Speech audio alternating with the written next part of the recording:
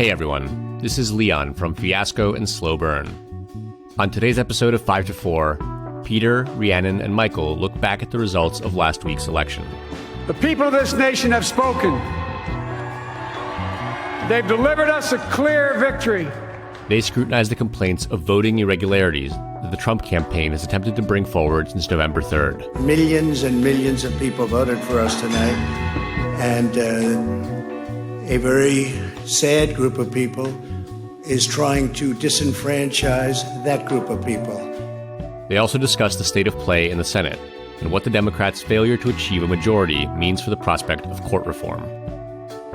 This is 5 to 4, a podcast about how much the Supreme Court sucks. Welcome to 5 to 4, where we dissect and analyze the Supreme Court cases that have left America flailing and helpless, like an outgoing president who is emotionally incapable of admitting defeat. I am Peter. I'm here with Rhiannon. Hi, good morning, Sunday morning. And Michael.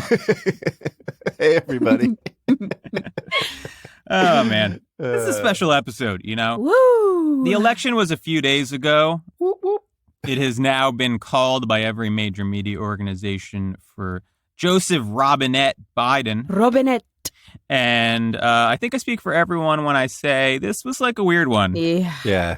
We're Yes. a Supreme Court podcast. We're going to get to the implications for the court and courts generally in just a few. But first, general reactions. I think for me, in the beginning, this felt like a loss. The initial results looked bad. He lost Florida immediately. Right. Florida being on right. the East Coast really fucked the vibe of the whole thing. Yeah. Because that was really coming did. in early, and I just thought we were fucked. Right. Even once, the results started looking a little better, Biden winning is moderately good news. Trump losing, fantastic news. Yes. But I think having it be this close, losing seats in the House, not winning the Senate, all of which is very embarrassing. Together, it kind of adds up to what I think is, generally speaking, bad news for the Democrats and maybe even worse news for the American left. You know, without the Senate, McConnell's going to block everything. No real hope of substantial progressive legislation. And the Dems may be at higher risk of getting wiped out in 2022 and 2024 because they won't have any accomplishments to hang their hat on, and they won't have anti-Trump animus to drive turnout. Right. And that was sort of dragging me down. But as the days have passed, I've been feeling better, mostly because we've all gotten to bear witness to the pathetic whining of Donald Trump and his cronies, who have never sounded more like losers than they have in the past few days. Yes. It's glorious. So many dirty diapers. All these fucking morons who spent the past 4 years like openly gloating and wearing the hats and flying their fucking Trump flags on their 10-year payment plan boats. These people are now like exclusively in two camps. Most of them are screaming about widespread fraud without anything really resembling solid evidence. And the rest are sort of shifting to a very somber Gore Lieberman 2000 style, like calls for like counting all the votes, which is just fucking incredible. Go fuck yourselves.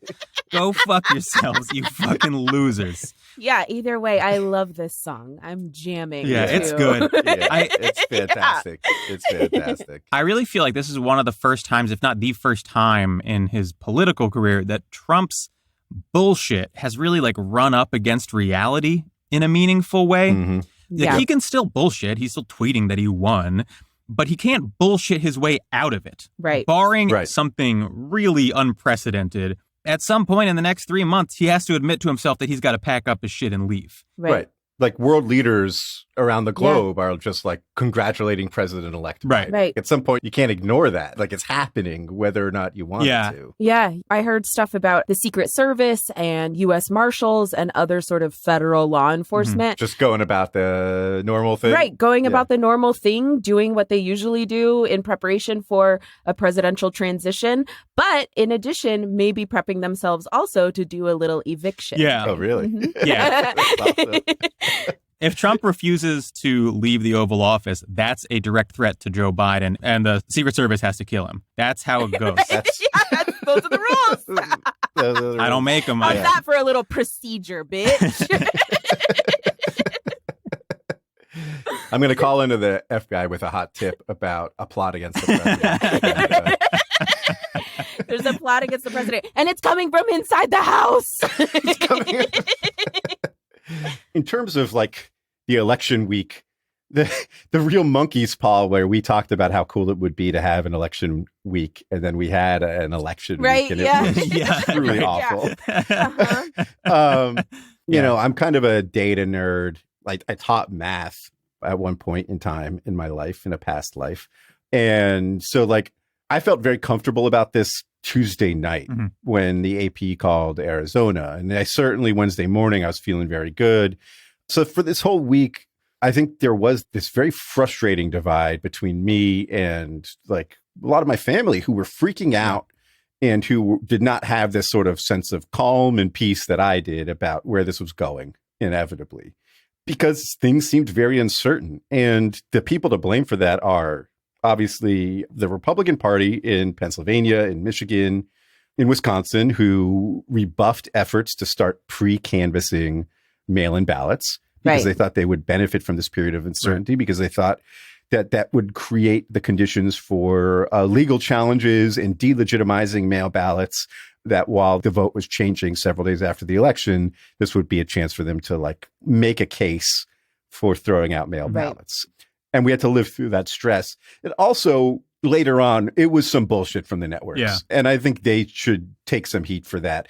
They sat on this for a long time, well past the point where their own people on air were basically like saying like, we haven't called it, but it's pretty much over. Kornacki is sitting there like begging the decision desk on air to like finally just fucking call Pennsylvania. So he could go to sleep. Yeah. And it was irresponsible. It was a disservice to its viewers. It was a disservice to the public. Yeah. And it dragged out this period much longer than it needed to. The explanation was like, it will let the conspiracy theorists say that like the votes aren't getting counted and all this shit. The conspiracy theorists are going to say whatever they want.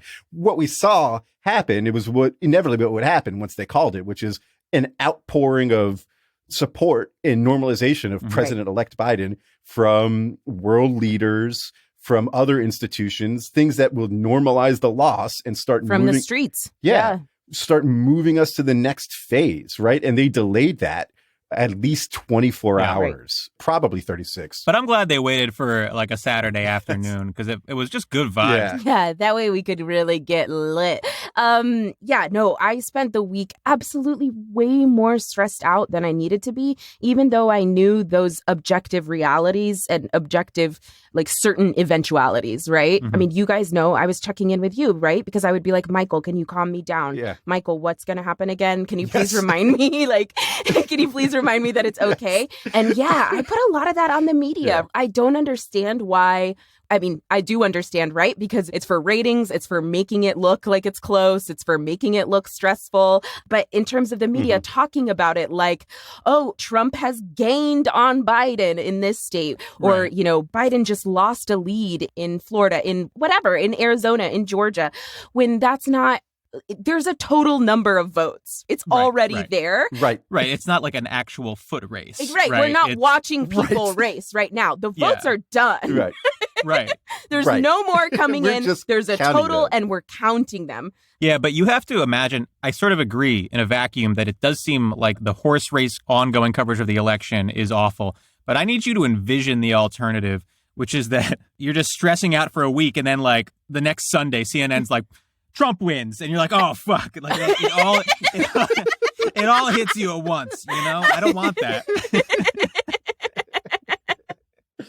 To be honest, my emotions were so up and down that, like, right now, the memory of this past week isn't even super there. And I wonder in years to come, like, if I'm trying to recall this awful week, if I'm just going to black it out because it's too stressful and wild. Very surreal. It was. Yeah.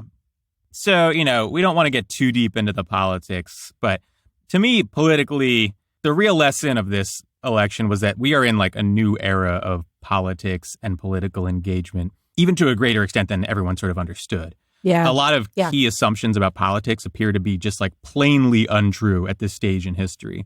And a big one that's long been held on the left is that most people lean left on key issues, but are not like politically engaged. And that if you could just engage them, the left would win a lot more. Right. And we've even talked about that here in the context of this election, that if you really drove turnout, Trump's loss would be sort of inevitable. The more people you get out, the larger the margin becomes. But I think that the 2018 midterms and Biden's underperformance make it clear that that's not inherently true. Right-wing engagement with politics has reached a point where it's at a sort of perpetual fever pitch and is capable of like rising to meet the effective get out the vote efforts of the left. Yeah. Last year, Biden said that Republicans would, quote, snap out of it once Trump was gone. That's like even more clearly wrong now than it was when he said it, because as many people have observed, this was in a lot of ways a victory for Trumpism, a narrow loss in a year with a global pandemic, tanked economy, racial tensions and riots. Every single person's lived experience of this year was miserable, and they barely lost. Barely. Right. I think there's only one way to explain that. The right wing's engagement in politics is driven by a vast and deep network of propaganda that consists in large part of outright misinformation. Yeah. We all knew that to some degree politics had changed with Trump, but it was still assumed that like things that really impact people's material reality, like the economy tanking, would hurt a sitting president badly. Right. But I think that this sort of deeply entrenched propaganda network has, in a lot of ways, changed people's, like their day-to-day experience of reality. It colors their perception so deeply that their own literal suffering is reframed as anger and grievance and redirected at predefined outgroups. Right. And the perseverance of that sort of manufactured reality in the face of real and tangible failures of the state is a victory for Trump's brand of reactionary politics. And I think the only lingering long-term question to me is whether that politics can survive without Trump himself. Right. Right. And so something I've been thinking about, and it's like, I'm reticent to do like too much in-depth analysis right now when we don't even have complete vote counts and, you know, demographic data, what the electorate looked like and all that stuff. But at a preliminary glance, at least, Wisconsin seems to have been much closer than you'd expect given its demographically similar states, right? Like Michigan, Minnesota, Pennsylvania, those states generally like they're sort of akin. They sort of move together. And the question is, why is it like much closer than Pennsylvania is going to be and Michigan was? And there's one explanation that sort of sticks out, which is that it had like an awful COVID outbreak in October, like the worst in the country since New York. And going into this, you would have thought that would have benefited Biden. But like, how do you even reconcile the idea that like having an awful COVID outbreak in fucking October helped Trump and the Republicans? Like, what do you even do with that information? I don't want to like say this is definitely what happened. I think it's like too early to state that with certainty, but it's concerning. It's like something that's been on my mind a lot the last few days. I don't even know how your politics goes forward in light of that. Yeah. Like that's something that requires a lot of soul searching and a lot of like reflection on who you can reach and how you can reach them. Yeah. That was like one big thought I've had. Another is that like it's very hard to like disentangle Biden's performance from the Democrats' performance. Democrats did worse than Biden. And Biden, when all is said and done, it seems like he's going to have a result that if you told me a year ago, Democrats would win by like 5 points nationally and get 300 electoral votes, you'd be like, all right, great. That's a successful campaign. But what do you do with that when they lose ground in the House and they only like pick up 1 seat in the Senate, right? They could still pick up 2 more. Like, I don't want to write off Georgia just yet. I think for sure Warnock could win that race. Ossoff has a harder challenge. But, you know, in these conditions too, anybody who claims they have answers right now about where to go, who's to blame, what to do next, I think is full of shit. But I'm concerned that like those answers are going to be hard to come by. And there's a lot of uncertainty, like Peter said, about what this is going to look like when Trump is no longer a public figure. Whether, you know, crazy QAnon freaks are still turning out, but Democrats are not, or vice versa, or what. It's just a period of a lot of uncertainty. Yeah. Yeah, right? and I think a lot hinges on what kind of role Trump takes after this, right? Like people talking about him, leaving the public space and not being a public figure anymore. This man isn't going to give up the attention, right? Which is what drives him, the attention and the power. So as a media figure, starting his own channel, whatever that is, he's still going to be around. And I think that it will depend a lot on what he builds his role as. Peter made the point about Biden saying last year that Republicans would just snap out of it if somebody else wins. Look, nobody snapped out of it after 8 years of George W. Bush and then Obama. Right. That's not how people's politics works. Yeah. Just, the next day they wake up and they're like, okay. It's also not how cults work. Right, exactly. That's not how, in particular, Trump's base works. I was watching, especially the early results come back, seeing that this race was going to be closer than any of the polls indicated, all of that stuff. I think it's shocking to a lot of us that Trump, actually grew his base, got more people to vote for him. Michael, I think you're right that there isn't a lot of clarity about what to do to address that growing base. But I think you have to start with the understanding that these people in their politics, approach government from a completely different premise. Absolutely. Yeah. We're not talking about Joe Biden will do better, on this policy than Trump has been able to deliver for you. They're not at that level of engagement with politics. Where they're at is all of this is corrupt. I reject all of it. They're all crooks. Right, Yeah. exactly. They're all crooks. And so I have to choose the crook that speaks to me the best.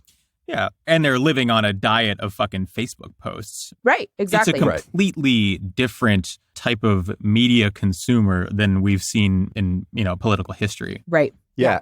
When I worked in campaigns, we often had vote targets, educated guesses about what we need in a specific precinct or a specific county to win. And I would not be surprised if a lot of these losing Democratic campaigns hit their vote targets. Yeah. Right. Biden basically matched Hillary's turnout in Miami-Dade County, which was his big loser county in Florida. But Trump got 200,000 more votes there. There are 200,000 people in Miami-Dade who spent 4 years living in Trump's America and were like, fuck yeah, now I'm ready now. Right. Now I'm coming out and I'm voting for the president. I want more of this, baby. They were mad about LeBron supporting Biden. This all makes sense. That's right.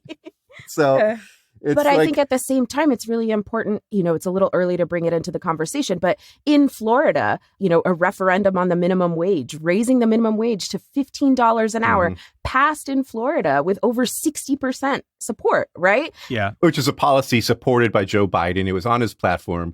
I believe he even cut ads about it. Yeah, these are the same people voting for, Trump on the one hand, and also to raise the minimum wage to $15. Fucking crazy. So that's what I'm talking about. Right. Wow, there's a disconnect there. Right. A massive failure of the Democratic Party. If the distance between the policy that is on their platform Yes. and the votes garnered by the actual candidate, right. if there's a 15-point gap almost, that is just a massive political failure. Exactly. The one thing before we start talking about the legal shit going on, I want to end on a slightly optimistic note. Initially I was very pessimistic about the future, but you can already sort of see that there's a potential rift in the GOP between Trump and non-Trump. Yes. If Trump refuses to concede in any meaningful way and the GOP tries to move on, you can see a real material divide forming where the GOP is sort of split between these party loyalists and Trump loyalists. Right. Trump probably has the upper hand in that fight, frankly,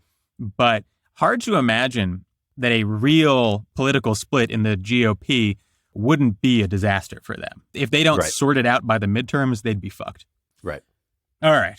So let's talk about the law. Sure. Obviously, the major concern that we voiced going into this was that maybe it's about to be Bush v. Gore 2.0. We've talked about that extensively, and legal challenges are ongoing. And so the question that we keep getting asked is is there a chance that Trump can wriggle his way out of this through the courts? And I think to be flatly honest, the answer is almost certainly no. Yep. I think that there is less than a 2% chance that you even see a really meaningful challenge get to the Supreme Court, let alone that he wins one. And that's a real 2%, not like a Quinnipiac 2%. Right.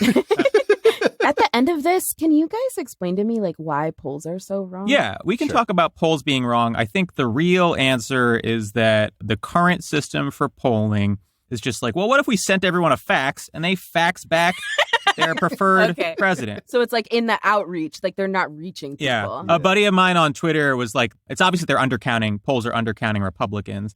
He was like, what they should do is add the polling questions to telemarketing scams. So it's like those like Indian guys that call you that claiming like that they're Tom from Microsoft. And then they like throw in like, and who are you voting for? And those people will be like, Trump, but what is wrong with my computer? I think that would work. Yeah. So look, the reason that we can be so confident that the courts aren't a realistic avenue for Trump is that there's only really two ways to use courts to win an election. One is, like in Bush v. Gore, sue to stop the vote counting. That's not going to work here because Biden is ahead across all of the relevant swing states. The other option is to find a basis for challenging batches of ballots in the hopes that they are thrown out. That is still technically on the table, but the GOP just has not found a colorable legal hook here. Right. And that's mostly because the margins are just too big. Yeah. The states appear to have just generally done a good job running the elections. And as a result, Trump's team has been litigious to some degree, but it's been really sort of ticky-tack shit that won't really get them anywhere. Most of the Republican complaints about this stuff, and I've been, by the way, digging very deep into Republican media, as you guys know, for the past few days, just to see what they're saying. Your poor brain. Most of it is just sort of like almost conceptual. They have a general sense that some fraud was occurring. Right. Like they have no exact idea as to what that entails or how it's done. Right. And of course, they can't articulate how they know that it's happening. But they know that this can't be right. Yeah, that's it. They sort of just parrot the Trump line that mail-in ballots are shady, and then they latch onto every sort of error or like singular instance of fraud that they can as evidence that something is afoot, even though they have no real idea what that is. In sum, as always, just the biggest fucking bunch of morons on the planet. No, that's it. And that tracks with this idea of a general sort of skepticism. Like, you can tell me whatever the numbers are, but I just don't think it's right. That's how the Trump base like reacts when you talk to them about policy, right? Like, whatever it is you're telling me, I just think that's wrong. Yeah. I think it would be useful, though, to just sort of go state by state and touch on some of the legal challenges and explain why they're all pretty much just dumb bullshit. Yeah. So the most substantive lawsuit out of the Trump campaign so far, probably the one in Nevada. Mm-hmm. So the Trump campaign there have alleged that thousands of ballots cast in Nevada were cast by people who are no longer living in the state or people who died. And they have not, like, up to this point, provided any real evidence of fraud, except for one 78-year-old woman who claims that she showed up at the polls on Tuesday on Election Day, but she was told that her vote had already been cast by mail. And she was told that the signature on the mail-in, it matched her signature. She was offered the opportunity to challenge the ballot, and she declined doing that. So if you're following, the only specific instance of alleged fraud in Nevada that they have is definitely just some lady who forgot that she voted by mail. Yeah, 100%. Old lady. The only reason that this has any sort of teeth, so first of all, they are challenging batches of ballots, and that's like sort of important. It's definitely not going to be enough at this point to flip Nevada, but that was sort of like what made it a departure from the other states. The other thing is people do vote from out of state when they shouldn't. That happens all the time, right? People leave a state, and if they, especially if they want their vote to matter in a swing state, it's never going to flip Nevada. They're never going to be able to actually track this stuff down. They're walking into like a PR issue too, right? Because like there was a thing that leaked that they had like called out specific geographic tags or whatever. It turns out they were for like armed services posted in Europe and Asia and stuff. And so they're going to sit here and like start saying that the military can't vote. Right. The collateral damage here, right? If they start trying to challenge everyone who voted out of state is going to be not pretty for them. Right. Yeah, exactly. The thing I think to keep in mind when we're talking about all of these legal challenges is two things. One is that they are dog shit stupid, and the Trump campaign is getting dunked on in court left and right. That's great. But number two, the other thing is no one of these lawsuits, or even if they won altogether, it just doesn't matter. The numbers are not there. It's not going to change the result. Right. Okay, so there's no pertinent legal challenge in Wisconsin, right? The bottom line there is there's going to be a recount. The Trump campaign has requested a recount, although Wisconsin law requires that they pay for the recount, which costs $3 million. And the rumor is that they have not ponied up. Broke ass, sorry ass, punk ass, dumb ass bitches. Right. Tell him. Also, it was a 20,000 vote margin. A recount changing that would be unprecedented, just completely bizarre. Yeah. I mean, Florida is a much bigger state. Their recount changed 1,000 votes, I think. Right. And there was a recount recently in Wisconsin for Scott Walker, and it only changed a few hundred votes. Right. To get into the 5-digit range on a recount in terms of the margin of error, it's unheard of. Yeah. It just doesn't happen. So Michigan is a done deal. It's interesting because I think a lot of people think that Michigan was close just because of the way the Trump campaign and the news media played it. The margin in Michigan is over 150,000 votes right now. Yeah, it's comfortable. Yeah. There was some drama there. Essentially, when Michigan began to swing to Biden, this is when Republicans started freaking out. And there were calls for Republican poll workers to converge on the Detroit polling locations to watch the count. Trump sued, claiming that his poll watchers weren't being granted access, which the judge quickly surmised was bullshit and threw out. The GOP poll watchers then engaged in a number of bad faith attempts to challenge ballots, including at least one request that a ballot be thrown out because it looked sticky by some poll watcher. Love that. Yeah. At some point, the GOP strategy openly shifted to challenging literally every single ballot. So poll watchers would be I challenge that one, I challenge that one, and they would all have to be reviewed. All of this slowed down the count, but did nothing to change the outcome. Michigan was also the location of a reporting glitch that briefly showed Biden getting over 100,000 votes without Trump getting any, which was quickly corrected. But of course, corrections mean nothing in right-wing media world. And that is still being talked about in right-wing circles as evidence that some fraud is occurring. And I think this brings us to Pennsylvania, which is where most of the drama is currently. Most of the substantive issues in Pennsylvania unfolded before the election, which we've talked about. That's right. When the GOP challenged late arriving ballots.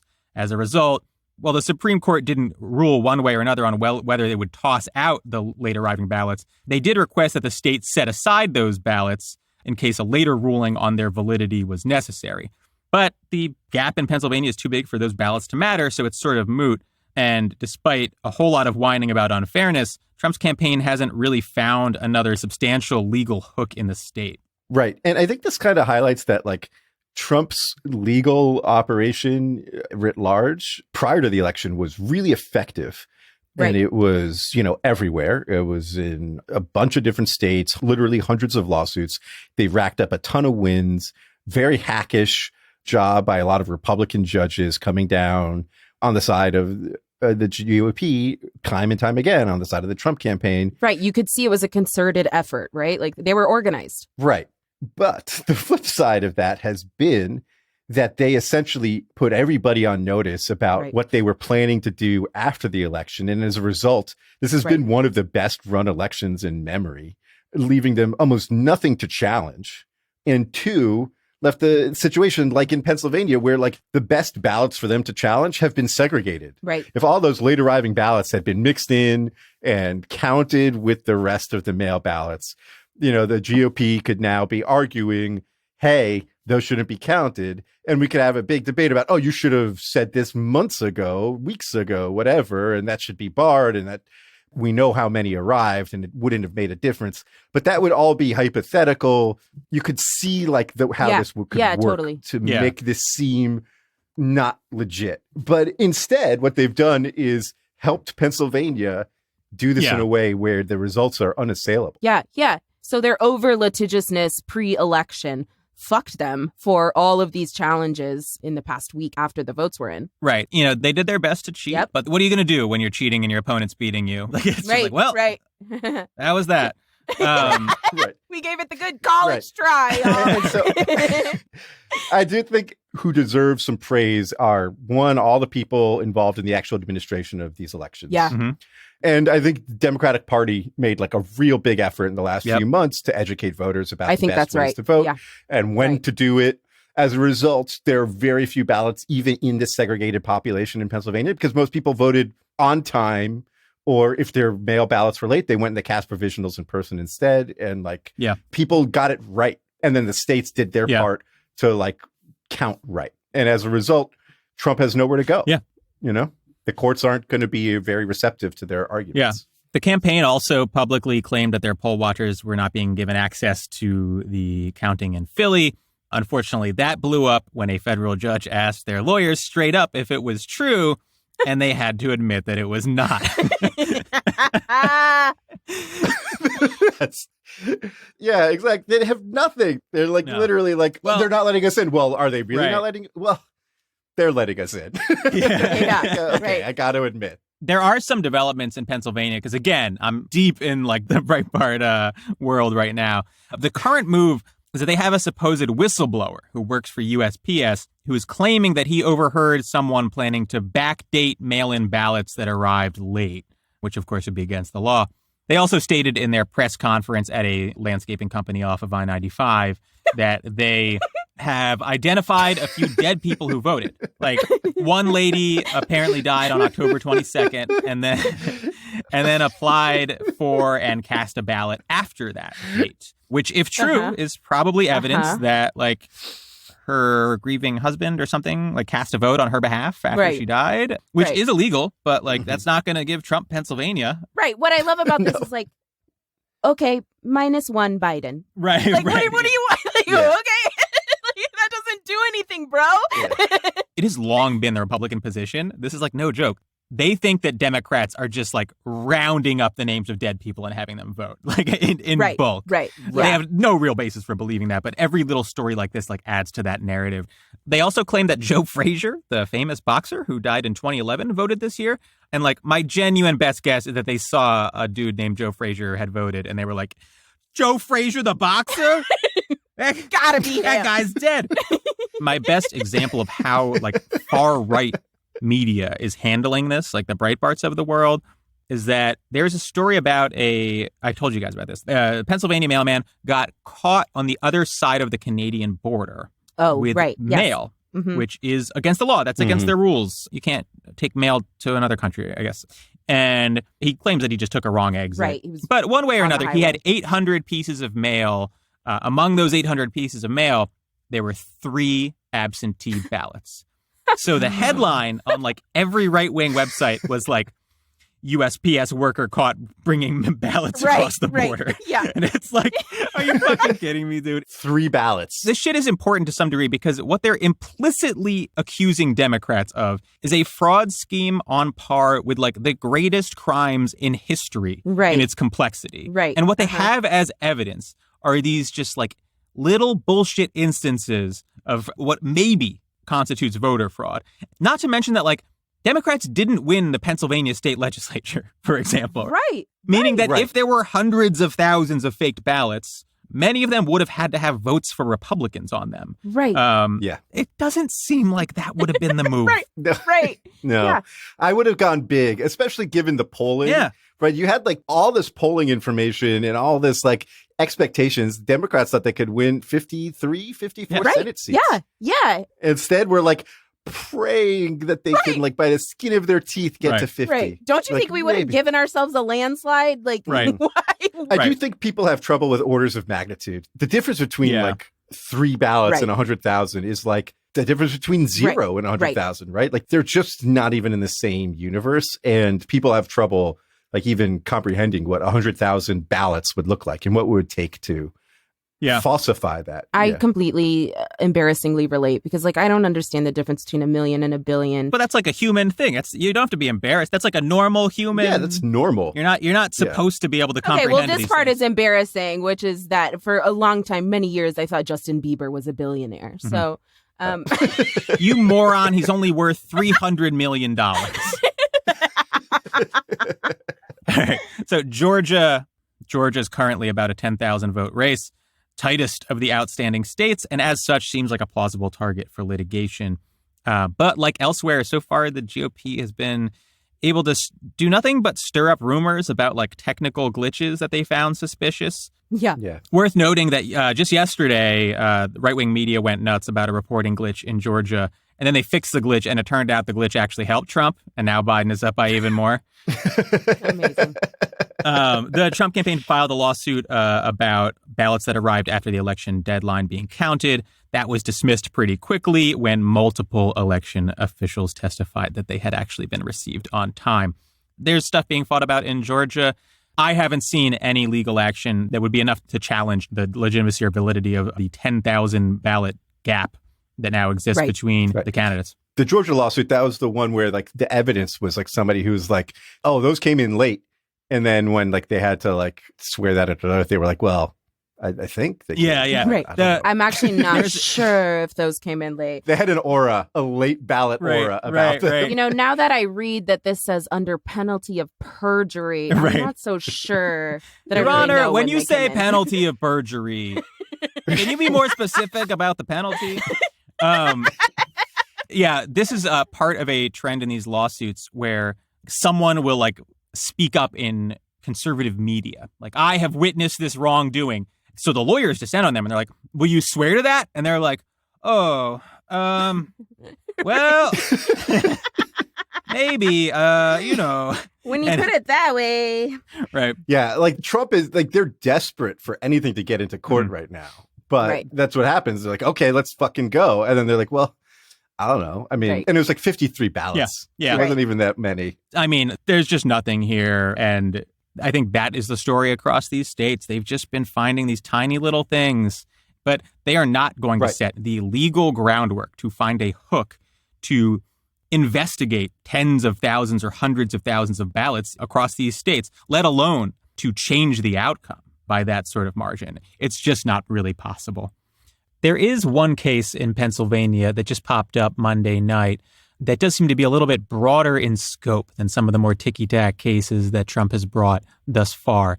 And the case is basically saying that mail-in votes are subject to sort of less scrutiny than in-person votes. And that's unconstitutional in violation of the Equal Protection Clause and the Electors Clause. And what they're looking for is a holding that mail-in voting is unconstitutional. Right. They're never going to get that. Right. But this is sort of the first lawsuit that is broad enough in scope that it feels like it would be at least theoretically challenging the validity of tens of thousands or hundreds of thousands of ballots. Right. I don't think they're going to get there. I think it's incredibly frivolous bullshit. Right. But it is sort of a lawsuit of the size you would need to start turning around an election that Trump clearly lost. Right. Exactly. All right, before we keep going, let's go to an ad. This episode of 5 to 4 is brought to you by Helix Sleep. If you feel ready to hibernate after 4 years of being kept awake at night by the news coming out of Washington, D.C., there's no better mattress to make your nest on than Helix. Helix Sleep has a quiz that takes just 2 minutes to complete and matches your body type and sleep preferences to the perfect mattress for you. Why would you buy a mattress made for someone else? With Helix, you're getting a mattress that you know will be perfect for the way you sleep. I took the Helix quiz and I was matched with the Helix Midnight because I wanted something that felt medium firm and because I'm constantly toggling between sleeping on my side and my stomach. Now I sleep like Snow White, and I don't even have to drug myself most nights.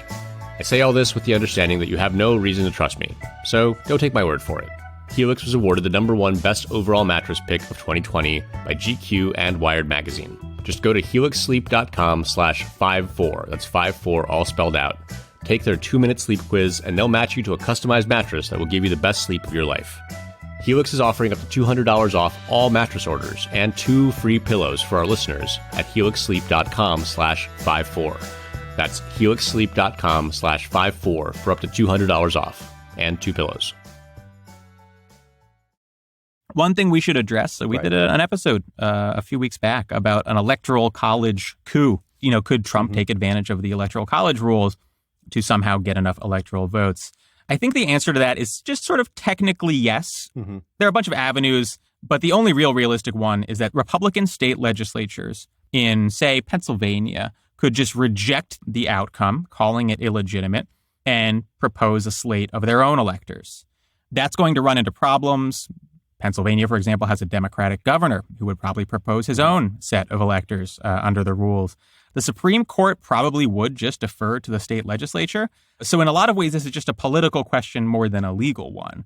Are the state legislatures ballsy enough to do this or stupid enough to do this? My instinct is that they're probably not going to get there, right? What would be the basis for really rejecting it? They would need the full support of like the full Republican delegation across these states. That would be very difficult. I think this stuff has been in the air a little bit, right? Like Newt Gingrich mentioned it on Fox News. Other politicians have talked about it. And like clearly early on in election week from hell, you know, there were Republican legislatures talking about the vote tallying being illegitimate and this outcome maybe being on the table, the Electoral College coup. And I just think politically it didn't play out in a way where they feel comfortable doing it. Yeah. I think they've surveyed the scene at this point and been like, they don't think they could get away with it or they don't think that it would fly one way or another. Right. Which is why like the head of the delegation in the Pennsylvania House, I think, has said that they're not going to do it. Yeah. Which is, I think, basically sort of being like, you know, at the end of the day, they counted the votes in a way that like people generally believe the results. Right. And we can't even like pretend in a plausible way. Right. So let's move into some sort of interesting down ballot stuff. You could tune into some nerd ass podcasts for Senate and House stuff, but I feel like there was some like actually genuinely good news in like the DA election space. Rhea, are you up on this stuff? Yeah, I mean, most importantly, really big one is that in Los Angeles County, progressive prosecutor candidate George Gascon or Gascon. I don't think it's Gascon. That's the Beauty and the Beast guy. Well, it has the accent. Gaston. In Los Angeles County, the progressive prosecutor candidate George Gascon won. This race was by the New York Times called the most important district attorney race in the country. Gascon is now, you know, the district attorney in a jurisdiction over 10 million people. So this is a really big win in sort of the decarceral, you know, getting rid of cash bail, those kinds of movements, and the progressive prosecutor movement across the country in general. Another huge thing in terms of applying sort of decarceral logic, Oregon is the first state in the country now to decriminalize personal possession of all drugs, including heroin, cocaine, meth. So that's really, really huge for Oregon. Yeah. Also, does anyone know what one bedroom goes for over there? Congrats to Oregon, the coolest state in the country. And decriminalization of drugs, not just marijuana, is really important in terms of criminal justice reform because personal possession of drugs ends up being the sort of mechanism that drives mass incarceration. So that's great. And then marijuana legalized or medical marijuana use decriminalized in a bunch of states. Arizona, what up? I'm just excited and saying that as somebody who lives in Texas. Arizona, Montana, New Jersey, South Dakota. Way to go. Yes. Texas, get your shit together. Did we mention, I think, DC decriminalized shrooms? Oh, right. Well? Yeah. Things are going to get weird. Right. In the next legislative session. Control of the Michigan State Supreme Court changed from Republicans to Democrats. That'll be good because, you know, Michigan is gerrymandered. Michigan should be a fairer state electorally going forward than it has been in the last decade. And that's a good thing. Yeah, absolutely. A bunch of other stuff happened. There was some good news in like wage laws. We mentioned that Florida passed the $15 minimum wage. Paid family leave was expanded in Colorado. Louisiana got rid of the Confederate flag that is on its flag. It's just replaced now with the words, the white race is the superior race. So small step forward in Louisiana. Mississippi got rid of their weird electoral college that they had for like statewide office, which is good, which is a legacy of Jim Crow and a step in the right direction for like having more representative and fair elections at the state level. Yeah, both Utah and Nebraska modified their constitutions to remove slavery as a punishment. For crimes, For crimes. Congrats. Thanks. Way to keep up with the times. That's a joke about how behind the times Utah and Nebraska are, but that puts them ahead of the United States Constitution, which still allows for slavery as a punishment. That's what the 13th Amendment says. Yes. So let us talk a bit about the Supreme Court. Obviously, we were banking on this going to the Supreme Court, which would have been bad for America, but just gangbusters for the podcast. Just beautiful content. Yeah. Obviously, we're not quite there, but we should talk about what this election means for the court moving forward. Obviously, the sort of like clear implication of not winning the Senate, or at least probably not winning the Senate, is that court reform through legislation is effectively off the table here. It would be hard to get court reform through even a nominally Democratic Senate, let alone a GOP-controlled one.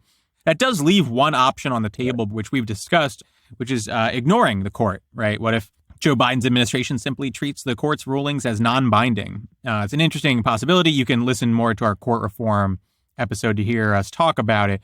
You know, we've talked about the trade-offs, and the big one is that it might result in Republican state governments also ignoring federal courts, and it's hard to see that trade-off being worth it if we don't control the Senate and can't pass meaningful progressive legislation, right? It feels like wasting ammunition to say, all right, we're going to ignore the Supreme Court when you can't even get like meaningful progressive legislation passed. It's not like Biden can use this to save a Green New Deal or something that would actually be worth it. He's going to just be passing executive orders and shit. But this does sort of highlight the importance of the Georgia runoffs. Yeah. Even if, you know, Ossoff or Warnock or both don't really excite you, they're probably worth your time or your money or something, because the Supreme Court's not getting reformed with a 50-vote, quote-unquote, majority with Vice President Kamala Harris providing the tie-breaking vote. But the lower courts might get expanded, and the caliber of justice or judge that Joe Biden can nominate and get through the Senate, it would be much higher in this scenario. Yeah. The Supreme Court and courts in general and the judicial system in general would be much healthier if they win those runoff races. I am sort of mentally and emotionally preparing myself for the Democrats to score an own goal here by passing Ro Khanna's forward-looking term limits bill so that, like, the term limits only apply to Biden's appointees. Right. All right, we should talk about, like, the composition of the court. There's a solid 6. Right. The oldest conservatives are Alito and Thomas, who are, I think, both 71. Thomas looks like shit, though. He could die. Yeah, he's eating a lot of cheeseburgers still. He's been on the court for so fucking long. One of the really good things about Biden winning from a court perspective is that if he hadn't, I think there's a really good shot that Thomas retired at the end of Trump's second term. Yeah. And Alito and Thomas are both like dumb enough right-wing nuts that I could see them at like mask-free indoor parties good point. or whatever, right? Oh, definitely. Like in 2 months, when it's like 500,000 coronavirus cases a day, in the middle of like this awful surge, they could definitely get sick. Yeah, if you're coming home every night and sharing a bed with Ginny Thomas, you're never safe.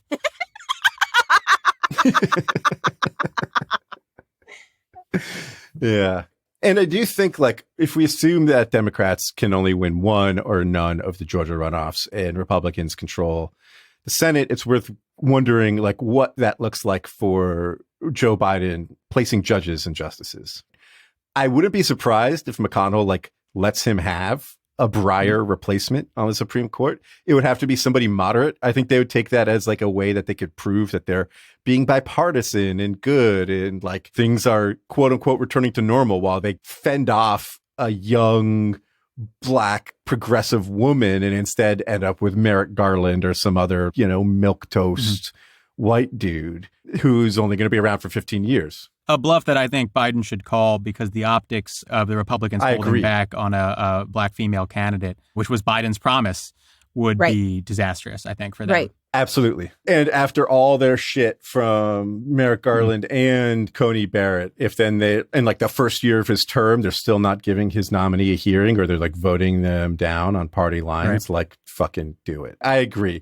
I think the Biden position here has to be sort of a picking fights with the Supreme Court and with the Senate on this stuff, and like highlighting how political it is and keeping it relevant as an issue for the base and not seeming like it's something that they're walking away from. I mean, I think there really is an open question about whether McConnell continues the Obama era strategy of just stonewalling on lower courts. I think that's a tougher.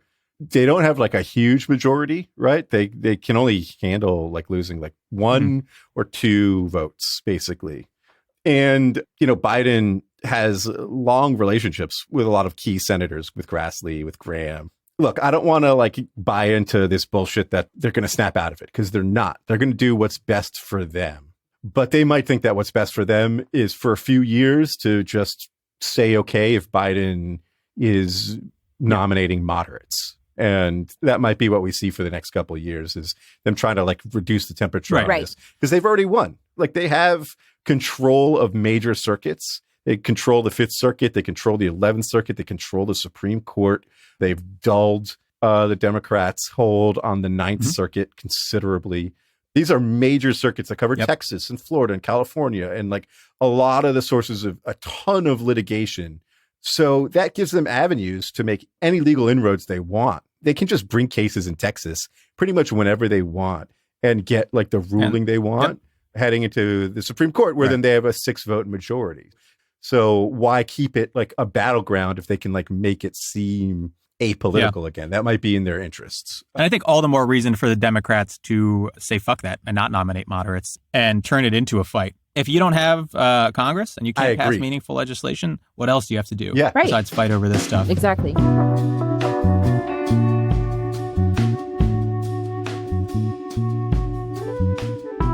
All right, next week, we're actually doing a case. Arizona Free Enterprise v. Bennett, case about campaign finance and the links that the Supreme Court has gone to ensure the power of big money in politics. And that should just about round out our election-themed episodes as we move, thank God, out of election season into some sort of lame duck session hell, the depths of which we cannot possibly prepare you for. Follow us on Twitter at 54pod. Enjoy the victory. Enjoy watching Donald Trump have what I can only imagine is going to be a sustained and lengthy bitch fit over the course of the next week or two. I'm going to very much enjoy that, and I'm going to enjoy screaming at Joe Biden and his administration for the next 4 years. 5-4 is presented by Westwood One and Prologue Projects. This episode was produced by Katja Kumkova with editorial oversight by Leon Nafok and Andrew Parsons. Our artwork is by Teddy Blanks at Chips NY, and our theme song is by Spatial Relations.